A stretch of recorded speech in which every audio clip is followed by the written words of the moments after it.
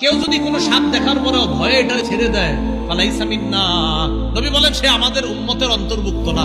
সাপের ব্যাপারে 4টি বর্ণনা বলি। আবু দাউদের বর্ণনা 5248 নম্বর হাদিস। এই হাদিসের মধ্যে আসছে عن أبي هريرة رضي الله تعالى عنه قال قال رسول الله صلى الله عليه وسلم ما سالمناهن منذ حاربناهن।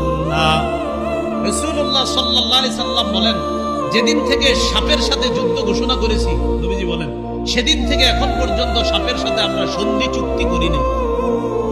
সাপের সাথে যেদিন থেকে আমাদের যুদ্ধ, এখনো পর্যন্ত তাদের সাথে শান্তি চুক্তি করি নাই, সন্ধি চুক্তি করি নাই। অতএব এটারে পাইলেই মারব। মান তারাকা শাইআন মিনহুন্না খিফাতা, কেউ যদি কোনো সাপ দেখার পরেও ভয়ে এটারে ছেড়ে দেয়, ফালাইসা মিন্না, নবী বলেন সে আমাদের উম্মতের অন্তর্ভুক্ত না।